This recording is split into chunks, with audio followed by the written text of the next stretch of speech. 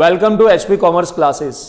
ટીવાય BCom એનો આપણે OB subject ભણીએ છીએ. એનો મોસ્ટ ઇમ્પોર્ટન્ટ ક્વેશ્ચન આજે કવર કરીશું. What do you understand by the term behaviour science? Behaviour science એટલે શું? Describe the various disciplines of behavioural science. Behavioural સાયન્સના જે અલગ અલગ ડિસિપ્લિન્સ છે એ શું હોય છે? Which are used for the purpose of management, કે જે બધા ડિસિપ્લિન મેનેજમેન્ટના પર્પઝ માટે ઉપયોગી થાય છે. ધ્યાનથી કાળજીથી આ ક્વેશ્ચનને સમજજો. મોસ્ટ ઇમ્પોર્ટન્ટ ક્વેશ્ચન છે. બિહેવિયર સાયન્સ એટલે શું પહેલા એ સમજીશું, અને બિહેવિયર સાયન્સમાં જે કોન્ટ્રીબ્યુટ કરતા જે ડિસિપ્લિન્સ છે એ ડિસિપ્લિન કયા છે, અને એ ડિસિપ્લિનમાં કયા કયા મુદ્દા છે જે મેનેજમેન્ટ કરવામાં કોન્ટ્રીબ્યુટ કરી રહ્યા છે. આ વસ્તુ આપણે શીખવાની છે. ઠીક, તો જો behavior science is the scientific study of human behavior. It is based on scientific method of collecting and interpreting data which are related with human behavior. Behavior science માં શું કરવામાં આવે છે, કયું કામ થાય છે? It is a scientific study. Scientific study કરવામાં આવે છે શેનો? human behavior no. It is based on, એ જે અભ્યાસ કરીએ છે ને એ સાયન્ટિફિક મેથડ પર બેઝડ હોય છે. સાયન્ટિફિક મેથડના બેઝિસ પર હ્યુમન બિહેવિયરના ડેટાને કલેક્ટ કરીએ છીએ અને એ ડેટાને ઇન્ટરપ્રિટ કરવાનો પ્રયાસ કરીએ છીએ. Behaviour science has gained a great importance today. આનું આજે બહુ જ મહત્વ વધી ગયું છે. From the organisational point of view, it is the study of human behaviour in an organisation. Organisational point of વ્યૂથી જો જોઈએ તો આ શેનો અભ્યાસ કરે છે? Of human behaviour in an organisation. ઓર્ગેનાઇઝેશનના પોઈન્ટ ઓફ વ્યૂ જોઈએ તો માણસ કેવું બિહેવ કરે છે ઓર્ગેનાઇઝેશનની અંદર એનો અભ્યાસ કરે છે. There are many factors which affect the behavior of an individual in an organization, and these factors affect his ability to understand different situations in organization. ઘણા બધા એવા પરિબળ છે જે વ્યક્તિના બિહેવિયરને ઇન્ફ્લુઅન્સ કરે છે, અને એ બધા પરિબળ એવા છે કે જે એને ચોક્કસ પ્રકારની અન્ડરસ્ટેન્ડિંગ ક્રિએટ કરવામાં, એની જે અન્ડરસ્ટેન્ડ કરવાની જે એબિલિટી છે એને પ્રભાવિત કરતી હોય છે. બીજી વસ્તુ, they also affect the reactions. Thus, behavioral science helps in predicting and directing human behavior in an organizational. Behavioral science જે છે એ આપણને શેમાં મદદ કરે છે? ઓર્ગેનાઇઝેશનની અંદર હ્યુમનનું બિહેવિયર કેવું રહેશે પ્રિડિક્ટ કરવામાં, અને એને ચોક્કસ દોરવણી આપણા ડાયરેક્શન આપવામાં હેલ્પફુલ થાય છે. Behavioural science has borrowed concept from few other disciplines. Behavioural સાયન્સે અલગ અલગ ડિસિપ્લિન્સમાંથી બધું નોલેજ શું કર્યું છે? બોરો કર્યું છે, ઉછીનું લીધું છે. આપણે એક આગળ કોન્સેપ્ટ ભણ્યા છે ઓર્ગેનાઇઝેશનલ બિહેવિયર. આ કેવો કોન્સેપ્ટ છે? ઇન્ટરડિસિપ્લિનરી કોન્સેપ્ટ છે. એ જ વસ્તુ અહીંયા ઘડી પણ છે. જે બિહેવિયરલ સાયન્સ છે આ પણ કેવો કોન્સેપ્ટ છે? ઇન્ટરડિસિપ્લિનરી કોન્સેપ્ટ છે. એને ઘણા બધા કોન્સેપ્ટ અલગ અલગ પ્રકારની ડિસિપ્લિન્સમાંથી લીધેલા છે. તો હવે એમાં પહેલો શબ્દ આપણને આપ્યો છે સાયકોલોજી. જો આપણે લાસ્ટ જે ક્વેશ્ચન ભણ્યા હતા એની અંદર પેલું ડાયાગ્રામ વાળું સમજ્યા હતા, બરાબર? એની અંદર આપણે 5 વસ્તુ ભણ્યા હતા. કઈ 5 વસ્તુ હતી? Psychology, sociology, social psychology, anthropology અને પોલિટિકલ સાયન્સ, બરાબર? એ જ બધા મુદ્દાઓ અહીંયા ઘડી આવવાના છે. પણ એમાં આપણે એક બ્રીફ જાણકારી લીધેલી, એમાં એક એક શબ્દ આવ્યા હતા. હવે એ દરેક શબ્દ અહીંયા ડિટેલમાં આપેલા જ જુઓ. એમાં આપણે વાત કરી હતી કે ભાઈ સાયકોલોજીની અંદરના આટલા આટલા પોઈન્ટ્સ છે જે ઇન્ડિવિજ્યુઅલ લેવલને અફેક્ટ કરે છે. પછી આપણે વાત કરી હતી સોશિયોલોજીના આટલા આટલા મુદ્દા છે જે ગ્રુપને અને ઓર્ગેનાઇઝેશનને અફેક્ટ કરે છે. આ રીતના આપણે પાંચેયનું ભણ્યા હતા. એ જે ત્યાં આગળ એ ક્વેશ્ચનમાં શબ્દો આવ્યા હતા ને, આગળ બધા શબ્દોને ડિટેલમાં સમજીશું. જો તો psychology, it is a science of behaviour. It is the investigation of human behavior and the study of the mental and psychological behavior of human being. Human being ના જો શું લખ્યું છે, શેનો અભ્યાસ કરે છે? મેન્ટલ એન્ડ સાયકોલોજીકલ ફેક્ટર્સનો. સાયકોલોજીમાં શું કરવામાં આવે છે?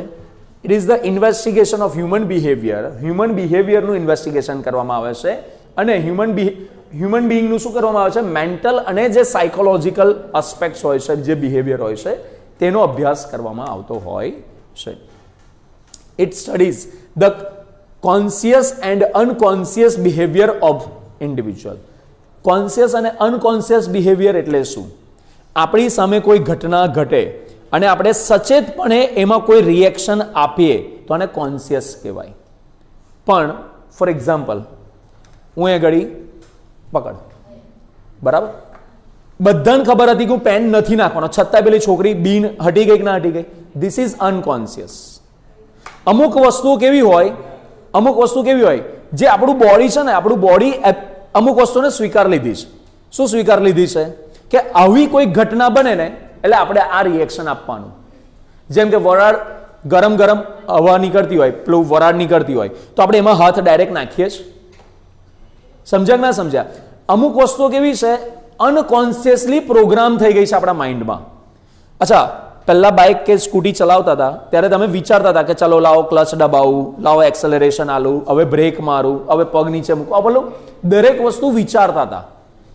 હવે તમે 50ની સ્પીડ પર, 60ની સ્પીડ પર ચલાવતી વખત પણ સહેજે વિચાર કરો છો કે હવે એક્સેલરેશન વધારું કે હવે બ્રેક મારું? બધું હવે કેવું થાય છે એની જાતે, અનકોન્શિયસલી બધું થઈ રહ્યું છે. સમજ્યા કે ના સમજ્યા આ વસ્તુ? આગળ જઈએ તો સાયકોલોજી જે છે ને આવા જ બિહેવિયરનો અભ્યાસ કરે છે કે કોન્શિયસલી તમે કેવું બિહેવ કરો છો અને અનકોન્શિયસલી કેવું બિહેવ કરો છો. આગળ વાત કરીએ. Next, psychology has many branches like, એક મિનિટ, આ એક લાઈન રહી ને, it contains the observe behaviour of the individual. ઇન્ડિવિજ્યુઅલના જે બિહેવિયર છે, ઓબ્ઝર્વ બિહેવિયરનો એમાં સમાવેશ થાય. બેઝિકલી એવું સમજો, ઇન્ડિવિજ્યુઅલ કેવું બિહેવ કરે છે એને ઓબ્ઝર્વ કરવામાં આવે છે. સાયકોલોજીનું કામ શું છે? કોઈ વ્યક્તિ કેવી વર્તણૂક કરે છે અલગ અલગ સિચ્યુએશનમાં એનો અભ્યાસ કરે છે. આની અંદર પાછા અલગ અલગ કોન્સેપ્ટ છે. Psychology has many branches like child psychology, abnormal psychology, experimental psychology, etc. Psychology is a behavioral science and it can be used to study the following management areas. કયા મેનેજમેન્ટ એરિયાઝનો અભ્યાસ કરવા એનો ઉપયોગ કરી શકાય? પહેલો શબ્દ કયો આપ્યો છે? મોટિવેશન. હવે મોટિવેશન એટલે શું? પ્રેરણા, પ્રોત્સાહન, બરાબર? તો જો, motivation is the process of inducing a person to experience needs for certain desired behavior. મોટિવેશનમાં આપણે શું કરીએ છીએ? કોઈ વ્યક્તિને, ઇન્ડિવિજ્યુઅલને ઇન્ડ્યુસ કરીએ છીએ. શું કરીએ છીએ ગાઈઝ? ઇન્ડ્યુસ કરીએ છીએ કે ભાઈ તું આવી રીતનું ચોક્કસ પ્રકારનું બિહેવ કર. આપણે જે ઈચ્છિત, ડિઝાયર જે બિહેવ કરાવડાવવા માંગીએ છીએ એવું જ્યારે પ્રેરણા કરીએ છીએ અને લાલચ આપીએ છીએ, લલચાઈએ છીએ, દેટ ઇઝ કોલ્ડ મોટિવેશન. બીજું, it helps a manager to understand what motivates an employee. મોટિવેશનથી આપણે એ સમજી શકીએ એમ્પ્લોયને એવી કઈ વાત છે જે કહેવાથી અથવા તો એમની સાથે કામ કરવાથી એ લોકો વધારે કામ કરવા માટે મોટિવેટ થશે, પ્રેરિત થશે. He can use this understanding to improve behavior of employees so that they can work better and harder. મેનેજરની અંદર જે આ સમજણ છે કે એમ્પ્લોઈઝને એવી કઈ વાત કહેવાથી એ લોકો વધારે કામ કરશે, આ સમજણનો ઉપયોગ કરીને એમ્પ્લોઈઝને વધારે કામ કરવા માટે, વધારે સારું પરફોર્મન્સ આપવા માટે એક તૈયાર કરી શકે છે. તો મોટિવેશનનો કોન્સેપ્ટ ક્લિયર? તો સાયકોલોજીની અંદર આ પહેલો પોઈન્ટ આવ્યો. કયો પોઈન્ટ આવ્યો? મોટિવેશન. મોટિવેશન આપણે જ્યારે કોઈને પ્રોત્સાહન આપીએ છીએ તો એ પણ તો એ સાયકોલોજીકલ બાબત જ છે ને, હા કે ના ભાઈ? ઓકે. બીજી વસ્તુ છે પરસેપ્શન, સમજણ. પરસેપ્શન એટલે શું? સમજણ. Perception is the process of selecting, organising and interpreting the events happening in an environment. કોઈ ઘટના ઘટી રહી હોય, બરાબર, તો એ ઘટનાના આપણે જે ડેટા છે એને સિલેક્ટ કરીશું, ઓર્ગેનાઇઝ કરીશું ને ઇન્ટરપ્રેટ કરીશું. એક ઉદાહરણ તમને આપું. રસ્તામાં કોઈ બહુ જ ભીડ ભરેલી છે, બહુ જ બધી ભીડભાડ થઈ ગઈ છે, બરાબર, એના લીધે ટ્રાફિક એકદમ થવાનું ચાલુ થઈ ગયો છે. તો તરત જ આપણું લોજિકલ માઇન્ડ શું વિચારવાનું ચાલુ કરી દેશે? કદાચ કોઈક એક્સિડન્ટ થયો હશે અથવા તો કોઈક વરઘોડો જઈ રહ્યો હશે. તરત જ આપણા માઇન્ડમાં વિચારવાનું. This is called perception. વરઘોડાની વાત ના આવે, અમારે તો સાહેબ એક્સિડન્ટ વાળું જ યાદ આવે. હા, કોમન સેન્સ. આ જનરલી આવું આવી શકે. ઝઘડો થયેલો હોઈ શકે, correct. If a manager can understand the perception of employees, he may get the favorable view from them. શું લખ્યું? જો મેનેજર એમ્પ્લોયના પરસેપ્શનને સમજી શકશે, શું કરી શકશે? એમ્પ્લોઈઝના પરસેપ્શનને સમજી શકશે, તો એ ઇઝીલી એમની પાસેથી કઈ રીતના કામ કરાવડાવવું એ પણ એ રસ્તો શોધી નાખશે. ઓકે, એમને કેવી રીતના ઇન્ફ્લુઅન્સ કરવા, પ્રભાવિત કરવા એ સમજશે. નેક્સ્ટ છે હવે ત્રીજો પોઈન્ટ, લર્નિંગ.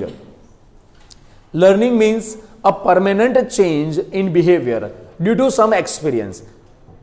લર્નિંગનું એક સામાન્ય ઉદાહરણ આલું. જ્યાંથી વરાળ નીકળી હોય, ગરમ નાના હોય, ગરમ પાણીમાં ભૂલમાં હાથ નાખી દીધો, ખબર પડી ગઈ, તે વખત જ ચંપાઈ ગયા, ખબર પડે કે જઈ વરાળ નીકળે ને ત્યાં હાથ નાખવાનું નહીં.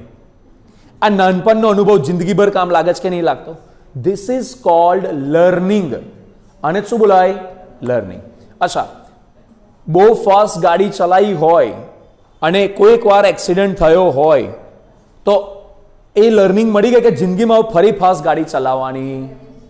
નાના સાહેબ, આમ તો તોય ફરી ઠોકાવા માટે ચલાવીએ જ. એ પછી લર્નિંગ ના કહી શકાય. આગળ જઈએ. If a manager can understand the learning style of employees. જો મેનેજર સમજી જાય કે એમ્પ્લોઈઝ કેવી રીતના શીખી રહ્યા છે, એમ્પ્લોયને મારે કંઈક શીખવાડવું છે, તો એ લોકોના માટે બેસ્ટ મેથડ કઈ છે, જો મેનેજરને ખબર પડી જાય તો he can give them proper training to improve there performance. તો મેનેજર એ લોકોને પ્રોપર ગાઈડન્સ આપી શકે, પ્રોપર ટ્રેનિંગ આપી શકે કે એમનું પરફોર્મન્સ સુધરે. જો કેટલાય ઇવન સ્ટુડન્ટ્સ પણ કેટલાક કેવા હોય સમજાવું. અમુક સ્ટુડન્ટ એવા હોય કે જે લોકોને છે ને ગોખવાનું બહુ જ પસંદ હોય, એ વર્ડ ટુ વર્ડ ગોખવાનું એ લોકોને ગમે. અમુક સ્ટુડન્ટ કેવા હોય જે એક્સપેરિમેન્ટલ લર્નિંગમાં માનવાવાળા હોય. એક્સપેરિમેન્ટલ લર્નિંગ એટલે શું? પ્રયોગો કરીને શીખે. કેવું રીતના શીખે? પ્રયોગ કરીને શીખે. અમુક કેવા હોય કે જે લખીને મોઢે કરવાવાળા હોય. અને અમુક જણા કેવા હોય કે જે જસ્ટ ખાલી બાય લુકિંગ એટ ગ્લાન્સ એ સમજી જાય કે હા ભાઈ આ વસ્તુમાં આવું કહેવા માંગે છે. અને એ લોકોનું અન્ડરસ્ટેન્ડિંગ એટલું પાવરફુલ હોય કે એ લોકો એકાદ બે પેરેગ્રાફથી સમજી જાય કે આખો પોઈન્ટ આવું જ કહેવા માંગતો હશે. અને પોતાના રીતના ક્રિએટિવ વેમાં એ લોકો પોતાની રીતના 4 શબ્દ લખી નાખે. બધાની સમજણ શક્તિ, બધાનું લર્નિંગ કેવું હોઈ શકે? અલગ અલગ. કોઈને એક વસ્તુ એકવાર વાંચવાથી મોડે થઈ જાય છે, કોઈ સ્વામી વિવેકાનંદ જેવા હોય. બરાબર? ખબર છે આપણે અમુક સરનેમ સાંભળેલી છે? એક પાઠી, ત્રિપાઠી વધારે સાંભળેલું છે. આ ત્રિપાઠી એટલે શું? એકચ્યુઅલી એવું જ હતું. જે લોકો જે 3 વાર વાંચે ને અને એને યાદ રહી જાય, સમજણ પડી, એ લોકોને સરને મારી ત્રિપાઠી પડી હતી. એક વાર વાળા. એક પાઠી, દ્વિપાઠી, 2 પાઠી, દ્વિપાઠી હોઈ શકે. એવું હશે, એવું આપણને નહીં ખબર, મેં નહીં સાંભળી, પણ હશે કઈક જગ્યા પર તો હશે કોઈ. પછી પેલું ખબર છે દ્વિવેદી, ત્રિવેદી, એટલે આવા પણ સરનેમ, દ્વિવેદી પણ સરનેમ હોય છે. ત્રિવેદી સાહેબ સાંભળેલી છે, જોયેલી છે, કોઈને જોયેલા હશે. તો જે લોકોને 2 વેદનું જ્ઞાન હોય ને એ લોકોને દ્વિવેદી બોલાય, જે લોકોને 3 વેદનું જ્ઞાન હોય એ લોકોને ત્રિવેદી બોલાતા હતા. તો આવા બધા અલગ અલગ કોન્સેપ્ટ હતા. ચતુર્વેદી નહીં, આપણે નામ સાંભળ્યું છે ને, જેને 4 વેદનું જ્ઞાન હોય એ ચતુર્વેદી. ઠીક છે. હવે છોડો. Attitude means the reaction of an individual based on his beliefs. Attitude એ શું છે? આપણી જે સમજણ છે, આપણી જે માન્યતાઓ છે એના બેઝિસ પર જે આપણું રિએક્શન છે, બરાબર, એ જ આપણું શું કહેવાય? Attitude. The manager should understand the attitude of individual towards his job. અહીંયા the attitude 2 વાર લખાયું છે, કટ કરી દેજો એકવાર. એમ્પ્લોઈઝના જોબ પ્રત્યેનું એટીટ્યુડ કેવું છે આ મેનેજરને જો ખબર હશે તો એ એના એટીટ્યુડને પ્રભાવિત કરી શકશે. જો એમ્પ્લોઈઝનું એટીટ્યુડ ફેવરેબલ છે, અનફેવરેબલ છે, એ પણ તો સમજવું જોઈએ ને. અચ્છા, અનફેવરેબલ છે તો કેમ અનફેવરેબલ એટીટ્યુડ છે એના કારણો પણ શીખવા પડશે, સમજવા પડશે. તો આ બધા કામ કોના આવે? મેનેજરના. પણ આ મેનેજરને આ બધા વસ્તુની ખબર ક્યારે પડશે? જોને સાયકોલોજીની ખબર હશે તો. એનો મતલબ આ બધું સાયકોલોજીના કોન્સેપ્ટ આપણે બની રહ્યા છે. નેક્સ્ટ છે પર્સનાલિટી, વ્યક્તિત્વ. તો જો personality is the sum or total of ways in which an individual reacts and interacts with others. કોઈ ઇન્ડિવિજ્યુઅલ બીજા વ્યક્તિઓ સાથે કેવી રીતના એક્ટ રિએક્ટ કરે છે અલગ અલગ સ્થિતિની અંદર, બસ એ શું છે વ્યક્તિનું સમ ટોટલ જો કરી દઈએ આ વસ્તુનું તો એ શું બની જાય? વ્યક્તિની પર્સનાલિટી બની જાય. Okay, manager should try to match the personality with the job requirement. મેનેજરે શેનો ટ્રાય કરવો જોઈએ? જોબની રિક્વાયરમેન્ટ સાથે જે જરૂરિયાતના કામો છે એ કરવાનો પ્રયાસ કરવો જોઈએ. Example, if a person is shy, કોઈ વ્યક્તિ કેવો હોય? આના જેવો શરમાળ હોય, બરાબર, જે સહેજે બોલવાનું ગમે જ ના એને, બરાબર, આ હાવ શર્મિલો વ્યક્તિ હોય તો એને કેવું કામ સોંપવું જોઈએ? He should not be given a job of receptionist. તો આવા લોકોને રિસેપ્શનિસ્ટની જોબ ના આપવી જોઈએ. કેમ ના આપવી જોઈએ? કારણ કે રિસેપ્શન પર તો બહુ વાતો કરવી પડે, બરાબર, બધા બહુ કોલ્સ અટેન્ડ કરવા જોઈએ, ઘણા બધા લોકોને તમારે ડીલ કરવા પડે. જે લોકો બહુ શાય હોય ને એ લોકોને બેક ઓફિસના કામો આપો, કે જ્યાં આગળ લોકોની સાથે ઇન્ટરેક્શન ઓછા હોય પણ ઓફિસ વર્ક વધારે હોય. અચ્છા, જે લોકો બહુ એક્સ્ટ્રોવર્ટ હોય, જે લોકોને લોકોની સાથે વાતચીત કરવાની બહુ ગમતી હોય, જે સામે ચાલીને બધા સાથે વાતચીત કરવાની એમને પસંદ આવતું હોય, તો એવા લોકોને આવી ફ્રન્ટ ડેસ્કની જોબ આપી શકાય. નેક્સ્ટ છે સિલેક્શન. ઓકે, સિલેક્શનમાં it is a process of picking up individuals with required qualification and competence to fill the positions in the organization. એવા જ એમ્પ્લોયનું સિલેક્શન કરો જે ખાલી જગ્યા માટે યોગ્ય હોય. શું બોલ્યો? જે કંપનીમાં ખાલી જગ્યા પડી છે એ ખાલી જગ્યા માટે જે યોગ્ય કેન્ડિડેટ છે એનું જ સિલેક્શન કરો. તો સિલેક્શન જ તમે જો કદાચ ખોટું થઈ ગયું હોય, કોઈ ખોટા વ્યક્તિને ખોટી જગ્યા પર મૂકી દીધો હોય તો એ પરફોર્મન્સ સારું આપી શકશે? હવે આના જેવા શર્મિલા વ્યક્તિને, બરાબર, હું કોઈ એવું કામ સોંપું કે જે કામની અંદર એને બહુ બોલવાનું થતું હોય, બરાબર, તો શું એ કામ સરખી રીતના કરી શકશે? નહીં કરી શકે, બરાબર. આગળ, work design. It is an understanding which can help managers to design jobs that positively affect the motivation. Work design. Work design, કામનું ડિઝાઇનિંગ પણ એ રીતના મેનેજરે કરવું જોઈએ જેનાથી એ શું કરી શકે? એમ્પ્લોઈઝને પોઝિટિવલી મોટિવેટ કરી શકે. જો એક વસ્તુ તમને કહું, એમ્પ્લોઈઝને તમે બહુ જ ઇઝી કામ આપશો ને તો થોડા દિવસ કરવાનું એને ગમશે, પછી કંટાળી જશે. બહુ અઘરું કામ આપશો ને તો એ કરી નહીં શકે, અને કામ કરી નહીં શકે ને તો સ્ટ્રેસમાં આવશે. શું થશે? સ્ટ્રેસમાં આવશે. તો એમ્પ્લોયને કેવું કામ સોંપવું? એવું કામ કે જે એના માટે ચેલેન્જિંગ હોય. સહેલું નહીં સોંપવાનું, બહુ અઘરું નહીં સોંપવાનું, એ એના લેવલ માટે ચેલેન્જિંગ કામ હોવું જોઈએ. ફોર એક્ઝામ્પલ, કોઈ સ્ટુડન્ટ હોય, સાંભળો, હવે એને ટાર્ગેટ એ એવરેજ 70% વાળું સ્ટુડન્ટ હોય, બરાબર. એવરેજ કેટલા ટકાવાળું સ્ટુડન્ટ હોય? 70% વાળું. હવે 70%ની સામે 80%નું ટાર્ગેટ આપણે તો એ ચેલેન્જિંગ કામ કહેવાય. પણ એને એવું કહીએ ભાઈ તારે 95% લાવવાના છે તો એ સ્ટ્રેસમાં આવવાનો જ છે. અથવા તો 70% વાળાને એમ કહે ભાઈ તારે 70 લાવવાના, તો એના માટે બહુ ઇઝી છે, એ લઈ આવશે. થોડુંક કે શું આપણને એનું ઇમ્પ્રુવમેન્ટ કરવા માટે, પરફોર્મન્સ ઇમ્પ્રુવમેન્ટ કરવા માટે થોડુંક ચેલેન્જિંગ કામ સોંપો. આગળ, work stress. It is an individuals reaction to disturbing factors in the environment. High level of stress can create many problem. જો ઇન્ડિવિજ્યુઅલની અંદર ઘણા બધા એન્વાયરમેન્ટમાં ડિસ્ટર્બિંગ ફેક્ટર્સ હોઈ શકે છે, કે જે ડિસ્ટર્બિંગ ફેક્ટર શું હોય? જે ડિસ્ટર્બિંગ ફેક્ટર શું કરી શકે? એમ્પ્લોઈઝને જોબમાં સ્ટ્રેસ વધારી શકે, વર્ક સ્ટ્રેસ વધારી શકે. Employees may not be able to concentrate, so their performance can go down. So manager must try to remove it. જો ઘણા બધા એવા પોઈન્ટ્સ હોઈ શકે છે કે જ્યાં આગળ એમ્પ્લોઈઝ જે છે ને કોન્સન્ટ્રેટ ના કરી શકે. Employee may not be concentrate, so their simple logic છે, તમે કોઈ કામમાં કોન્સન્ટ્રેટ ના કરી શકો તો તમારા એમાં પરફોર્મન્સ કેવું આવશે? ઓછું આવશે. ઓબ્વિયસ વસ્તુ છે, બરાબર. આપણા ઘણીવાર એવી કહેવતો સાંભળેલી છે કે એક જગ્યાએ ખાડો ખોદો, બરાબર, 4 જગ્યાએ ખાડા ખોદવામાં ભાઈ હવે શું બને? ખાબોચિયા જ બને. પણ એક જગ્યાએ ખોદવાથી કૂવો બની શકે. આનો શું મતલબ થયો? કે પાણીની શોધ કરવી હોય તો તમે ખાબોચિયા ખોદ્યા કરશો તો એનાથી મેર નહીં પડવાનો. કોઈ એક જગ્યા પર પ્રોપર ઊંડો ખાડો ખોદશો તો તમને પાણીની શોધ થઈ શકશે. આનો મતલબ પણ અહીંયા આવો જ છે.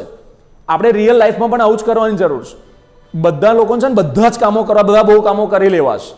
તમે જ્યારે બધા જ કામો કરવાની આશા રાખો છો ને તો તમારું એક વસ્તુ પરનું જે ફોકસ હોય ને એ હટી જાય છે. એક વસ્તુ પર જ્યારે તમારું ફોકસ નથી રહેતું એનો મતલબ તમે 100% ડેડિકેશનથી એ કામ નહીં કરી શકો. અને જ્યારે આવું થાય તો તમે એ કામમાં સફળ તો કદાચ થઈ જશો, પણ એ સફળતા તમને બહુ મોડી મળશે. બરાબર? તમે જેટલા પણ આજે મોટા મોટા આપણે બિલિયનર્સ કહીએ છીએ, ઘણા લોકોના ઇન્ટરવ્યૂઝમાં ને બધામાં તમે માર્ક કરશો ને તો એ લોકો એક શબ્દ પર બહુ વધારે કોન્સન્ટ્રેટ કરે છે. અને એ લોકોની સફળતાનો રાઝ પૂછવામાં આવે ને તો લોકો જનરલી એક શબ્દ પર વધારે ભાર આપે છે. અને એ શબ્દ કયો છે? ફોકસ. કયો શબ્દ છે? સિમ્પલ લોજિક છે. તમે લાઈફમાં જે વસ્તુ પર ફોકસ કરશો ને એ વસ્તુ તમને મળશે. શું બોલ્યો છું? આ જિંદગીભર કામ લાગવાવાળી લાઈન છે, યાદ રાખીને ચાલજો. તમે જેના પર ફોકસ કરશો એ વસ્તુ તમને મળશે. સાહેબ હું તો છે ને પેલા એના પર ફોકસ, આ તકલીફ જ આ જ છે. તમે આ વસ્તુને છે ને લિટરલ મિનિંગમાં લેવું હોય ને તોય લઈ લો. લિટરલ મિનિંગમાં જેના પર ફોકસ કરશો એ તમને મળશે. જો તમે કેરિયર પર ફોકસ કરશો, સારું કેરિયર બનાવવા પર, તો કેરિયર તમારું 100% સારું જ બનશે. તમારું જો ફોકસ કોઈ બીજા સાઈડનું હશે, ગર્લફ્રેન્ડ બોયફ્રેન્ડ સાઈડનું હશે ને તો તમારું એ જ સાઈડનું કેરિયર બનશે. તમારું જિંદગી એ જ સાઈડ ડાયવર્ટ થશે. તમે એક સાથે 4 કામ કરવા જશો ને તો તમારું કોઈ જગ્યા પર ભલેવાર નહીં આવે. જે જગ્યા પર ફોકસ હોય એ જ તમે સૌથી બેસ્ટ કરી શકશો. ઘણીવાર અમુક ઉદાહરણો આલું છું.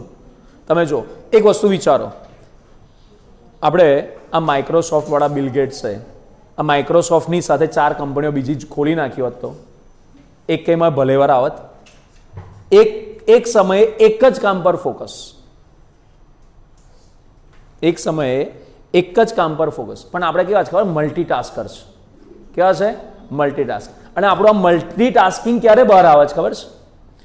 જ્યારે આપણે વાંચવા બેસીએ ને ત્યારે વાંચતા વાંચતા મોબાઈલમાં રીલ્સ પણ જોઈ લઈએ. હા, અચ્છા, મમ્મી કંઈક કામ કંઈક વાતો ચાલતી હોય ને, અચ્છા એની સાથે પેલી વાતો સંભળાતી હોય છે ને.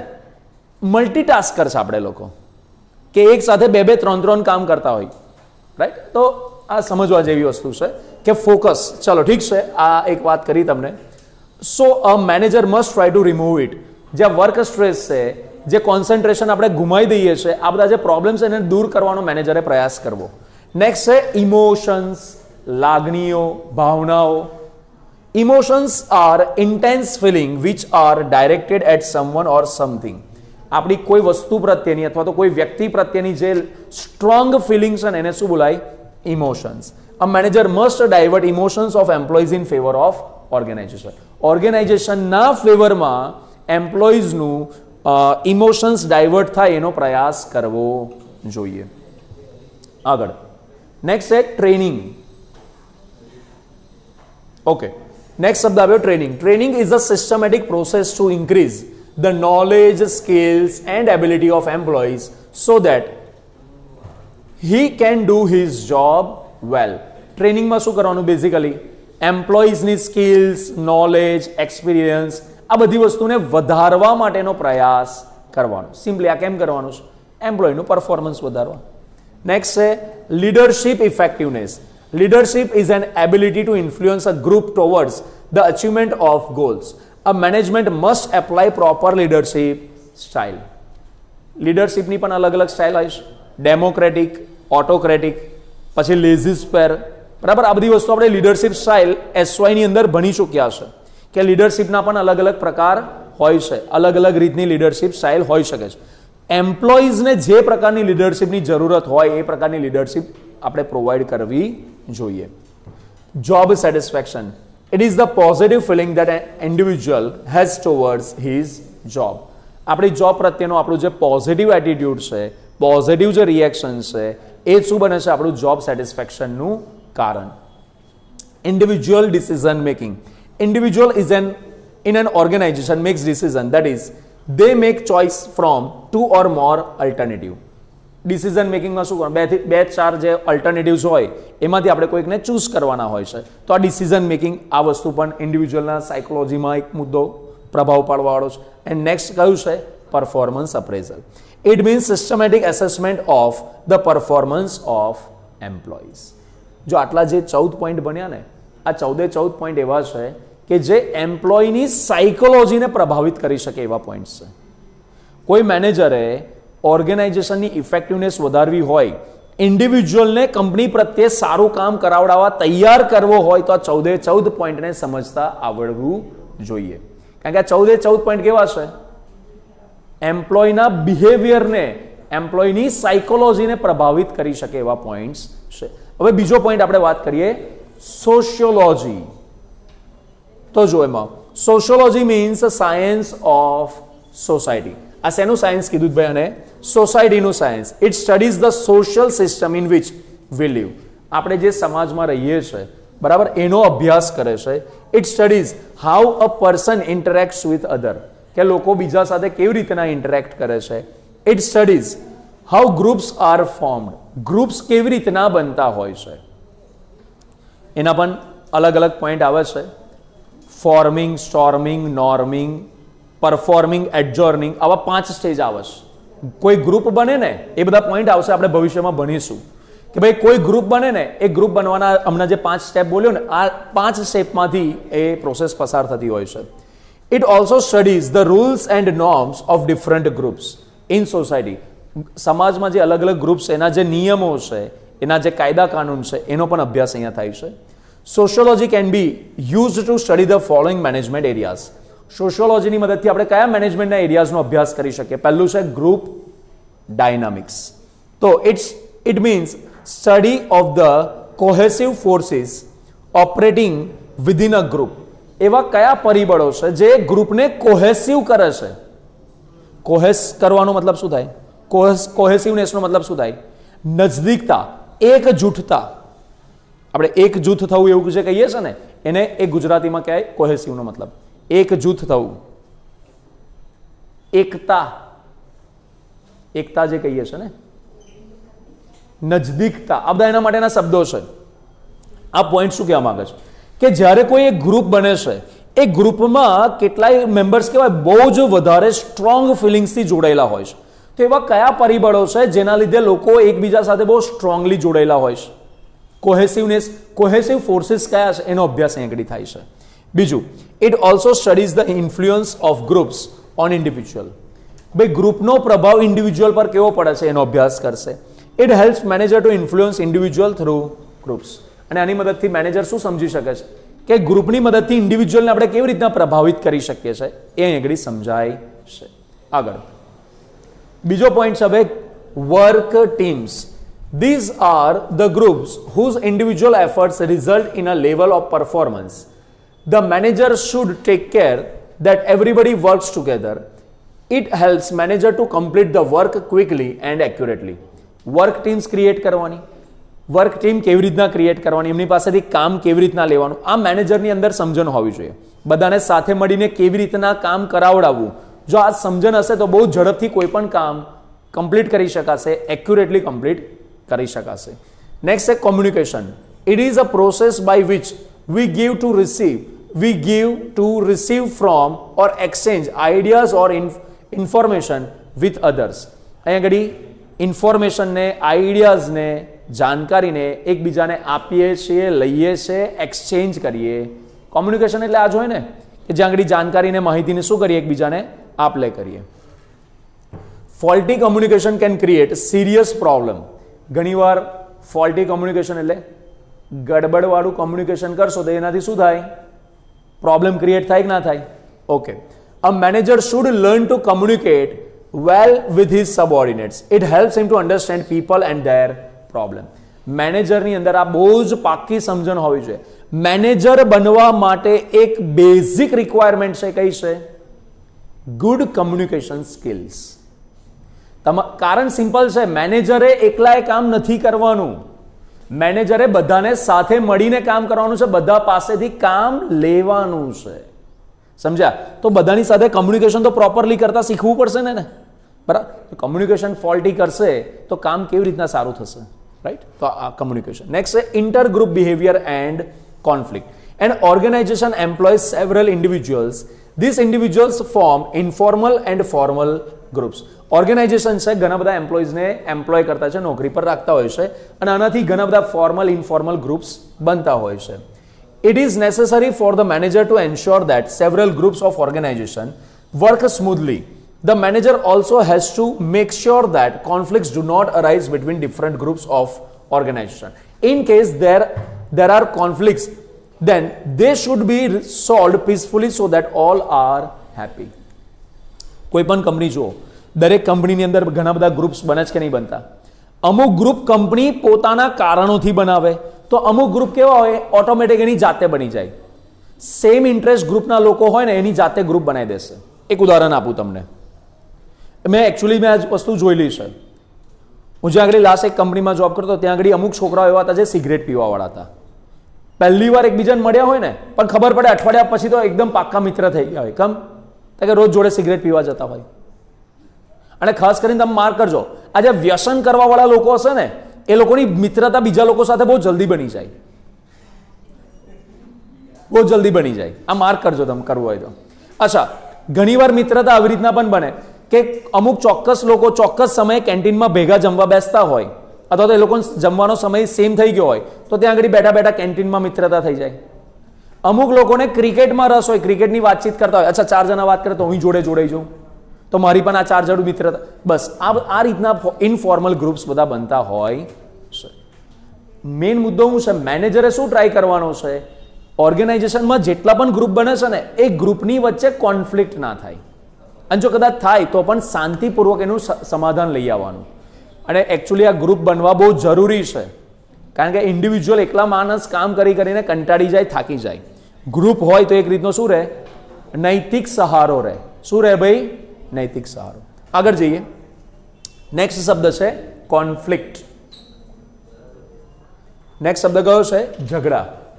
It is a process that being when one party perceives that another party has negatively affected or is about to affect something that the first party cares about, the manager has to see that conflict don't arise between groups.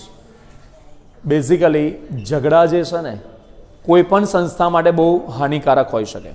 મેનેજરે જોવાનું છે કયા બે group વચ્ચે એકબીજાના લઈને negative છે, negative influence છે અથવા તો નેગેટિવ વિચાર છે, તો એને સમજવા પડશે. અને જ્યારે એ વસ્તુ હોય તો મેનેજરે શું કરવાનું? એ પ્રોબ્લેમ્સને દૂર કરવાનો પ્રયાસ કરવાનો. એ લોકો વચ્ચે જે ઝઘડાના કારણો છે એ શોધીને એ કારણોને દૂર કરવાનો પ્રયાસ કરવો. નેક્સ્ટ પોઈન્ટ છે formal organisational theory. This theory helps in preparation of formal organization structure. Manager must have information about the people required to complete this structure and how to place them in the structure. મેનેજરને આ સમજણ હોવી જોઈએ કે ઓર્ગેનાઇઝેશનની અંદર એક proper formal organisation structure બનાવવું પડે. એ સ્ટ્રક્ચરની અંદર કઈ જગ્યા પર કેવા માણસને રાખવાનો, કેવી ક્વોલિફિકેશન વાળા માણસને રાખવાનો એ સમજણ એનામાં હોવી જોઈએ. તો એ પ્રમાણેનું ફોર્મલ ઓર્ગેનાઇઝેશન સ્ટ્રક્ચર તૈયાર થઈ શકશે. નેક્સ્ટ શબ્દ આપ્યો છે કયો?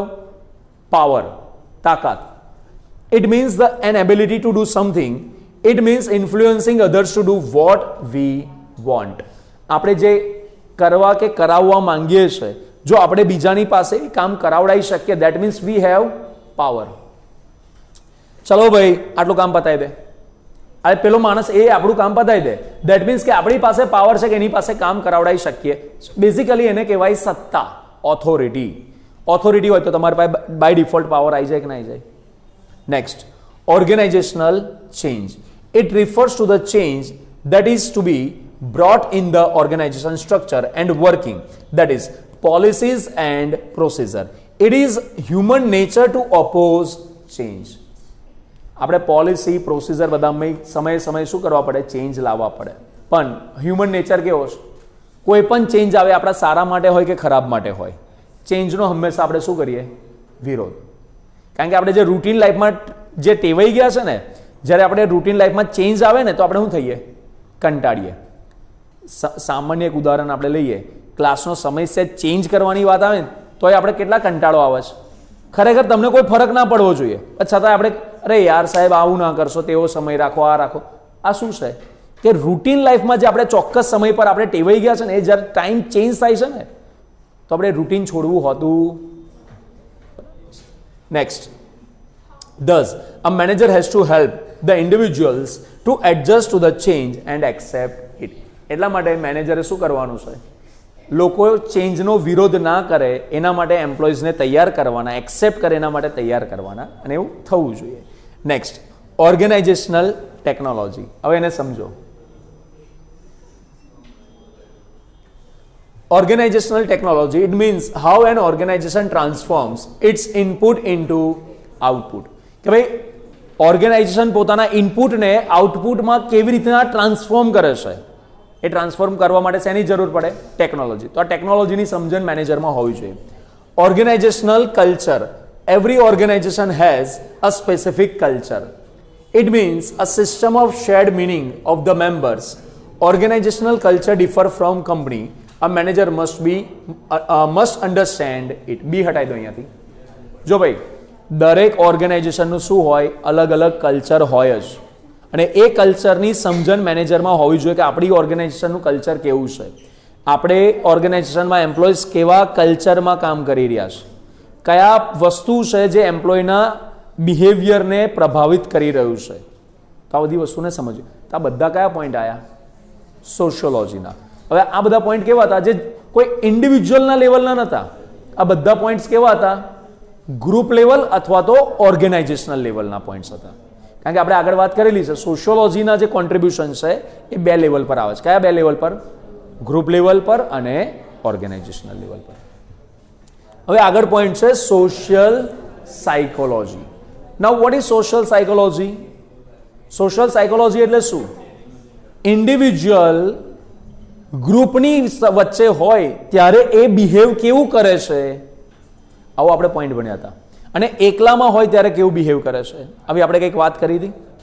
જો social psychology means uh study of individual behaviour in group and environment.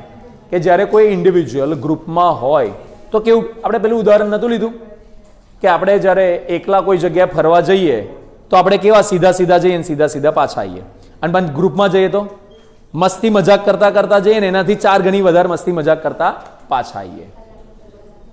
Clear થઈ વાત બધાને? આ વસ્તુ છે. આગળ જઈએ. It helps to understand. બીજું સોરી અહીંયા આગળ, it studies the structure of the group and how it affect the individual behaviour. It helps to understand the factors which are responsible for cohesiveness. શબ્દ શું છે? કોહેસિવનેસ. હમણાં જ બોલ્યો હતો. કોહેસિવનેસ એટલે એકતા, નજદીકતા. બરાબર? Within the group. Social psychology can be used to study the following management areas. Okay, એની વાત કરીશું. એટલું સમજો કે સોશિયલ સાયકોલોજીની મદદથી શું થાય છે, તો એ ગ્રુપની અંદર એકતા લાવવા માટેના પરિબળો કયા છે, કોઈ ઇન્ડિવિજ્યુઅલ ગ્રુપમાં હોય ત્યારે કેવું બિહેવ કરે છે, આ બધા પરિબળોનો અભ્યાસ આપણે સોશિયલ સાયકોલોજીમાં કરવાના છે. તો અહીંયા આગળ બીજી વસ્તુ, હવે મેનેજમેન્ટ એરિયાઝને પ્રભાવ પાડવાવાળા પોઈન્ટ આમાંથી કયા એરિયા છે? પહેલું છે behavioural change.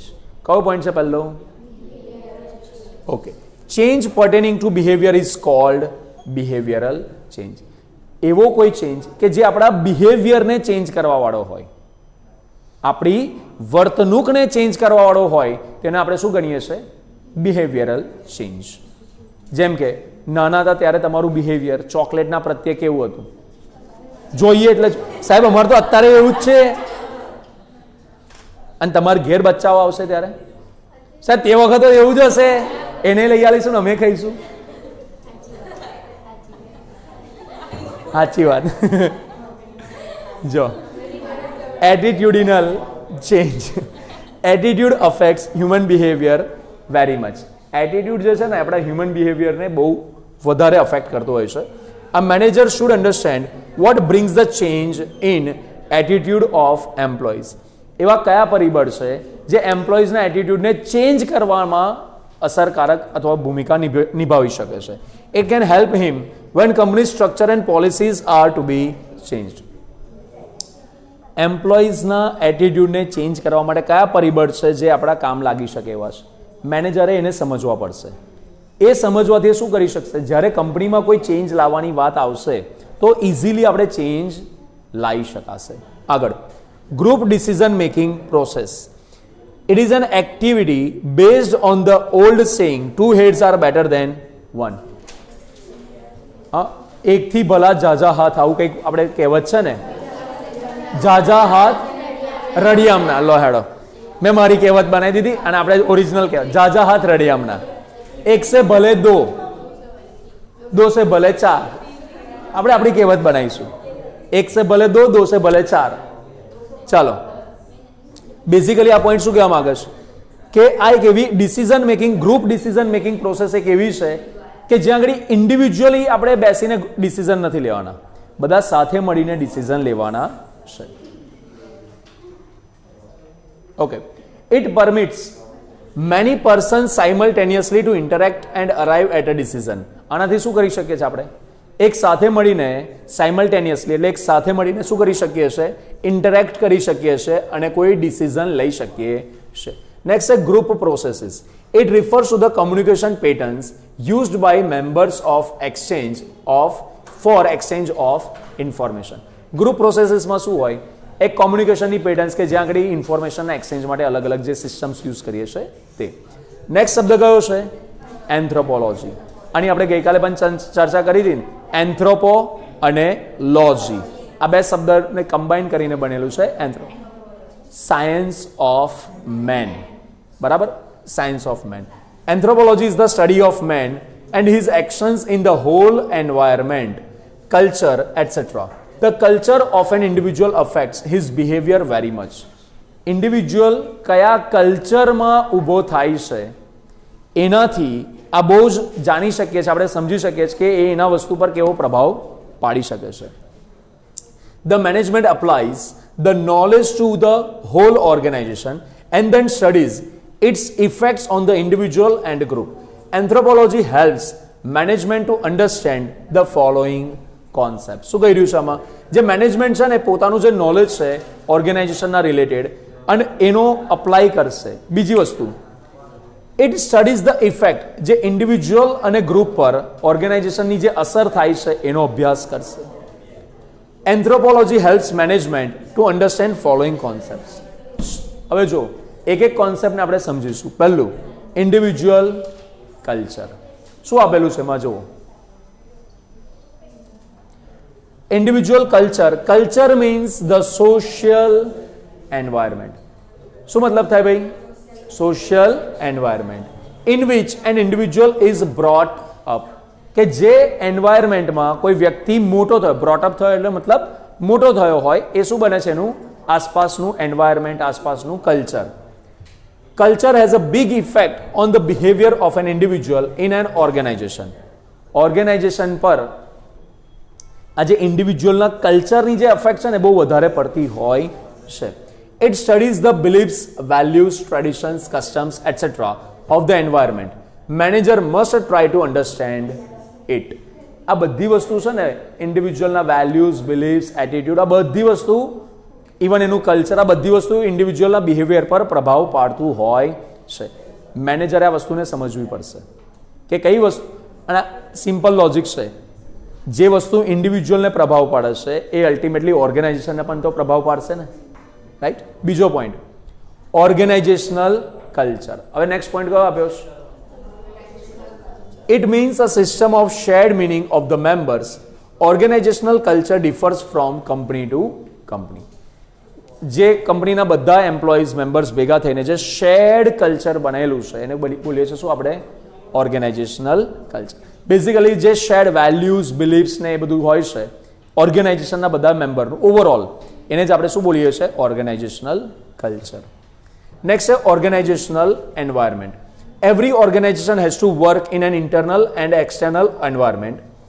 Micro factors affecting the organisation are the internal factors. જે માઇક્રો ફેક્ટર્સ અફેક્ટ કરી રહ્યા છે એ કયા છે? Internal factor. Example, policies. અને જે મેક્રો ફેક્ટર્સ છે જે હોય છે એક્સટર્નલ ફેક્ટર્સ, જેમ કે ગવર્મેન્ટની ટેક્સેશન પોલિસી. તો આ વસ્તુ પણ ઓર્ગેનાઇઝેશન પર પ્રભાવ પાડતી હોય છે. A manager must understand and analyze both of these factors. Micro, macro, internal, external બધા પરિબળનો પણ મેનેજરે અભ્યાસ કરવાનો હોય છે. નેક્સ્ટ છે comparative values. Values are learned and acquired through experiences with people and institutions. Values જે છે આપણે લર્ન કરી શકીએ છીએ, એક્વાયર્ડ કરી શકીએ છીએ ક્યાંથી? By experience.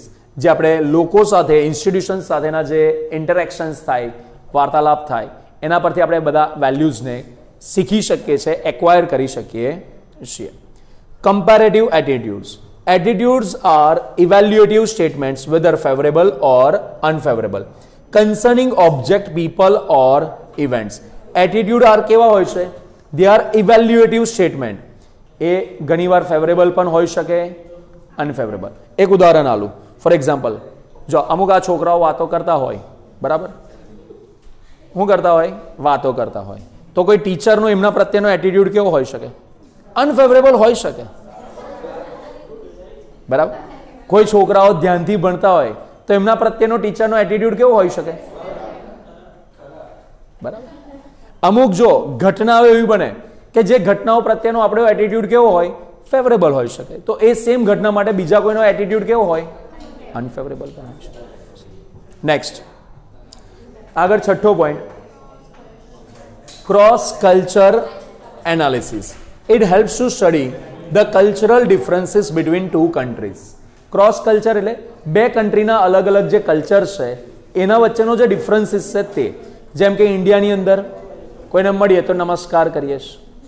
જાપાનીઝ અને ચાઇનીઝ લોકો શું કરતા હોય છે? બેન્ડ થતા હોય છે, બરાબર. કોઈ જગ્યા પર હેન્ડશેક કરવામાં આવે છે, કોઈ જગ્યા પર હગ કરવામાં આવે છે, અલગ અલગ સિચ્યુએશન. નેક્સ્ટ, ઓકે ઓકે, હા, પ્રેક્ટિકલ આપણે પછી કરજો. Next, it helps when we have to send a new recruit to new country. અચ્છા, આ ક્રોસ કલ્ચરની જરૂરત ક્યારે પડે? ક્રોસ કલ્ચરની જરૂરત ક્યારે પડે? કોઈ એમ્પ્લોયને નવી કન્ટ્રીમાં મોકલવાનો હોય ને એ શીખવાડવા માટે. કારણ કે શક્યતા છે કે નવી કન્ટ્રીના ઘણા બધા કાયદા કાનૂન આપણને ના ખબર હોય, બને ને આવું. આગળ, it helps him two perform his duties without problem. તમે જો માર્ક કરજો, તમે બીજા કોઈ કન્ટ્રીના કલ્ચરને થોડું ઘણું જાણતા હશો ને તો એ કન્ટ્રીના લોકો તમને બહુ જલ્દી એક્સેપ્ટ કરી લેશે.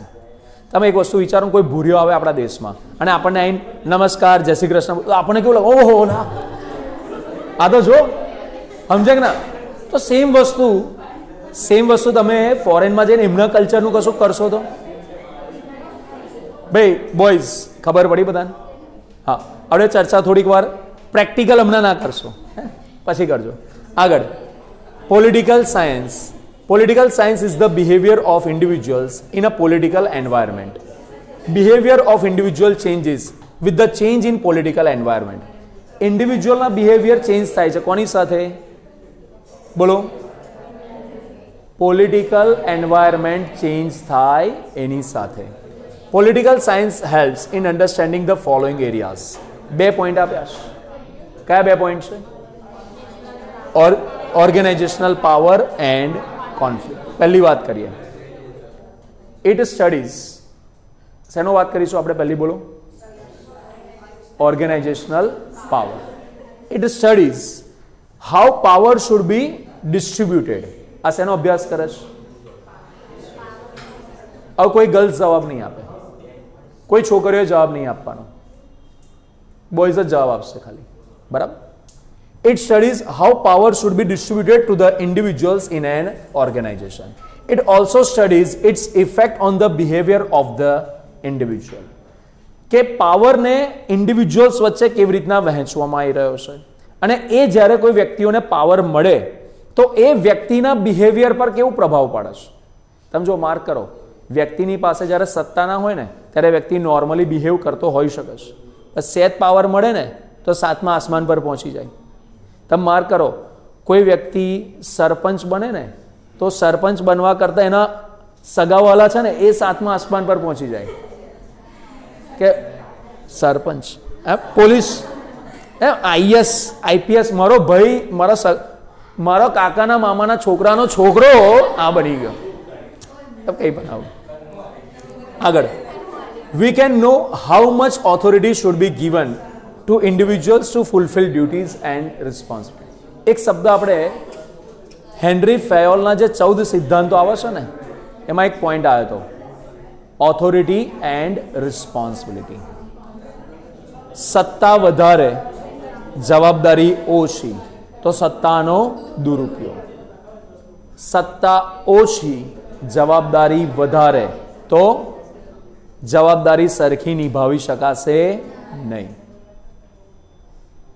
આવું ભણેલા જ કશે આગળ. નેક્સ્ટ એન્ડ છેલ્લો પોઈન્ટ, કોન્ફ્લિક્ટ.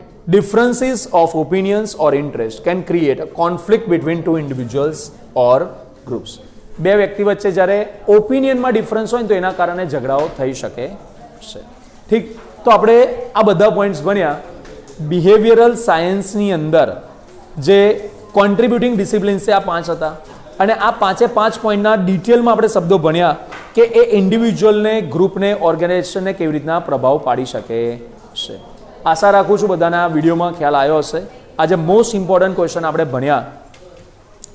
ના ખ્યાલ આવ્યો તો ફરી એકવાર 2 વાર આ વિડીયોને જોજો, અને કંઈ પણ ડાઉટ હોય તો કમેન્ટ કરીને પૂછજો. છેક સુધી વિડીયો જોયો છે તો લાઇક, શેર અને સબસ્ક્રાઇબ કરજો. ધન્યવાદ.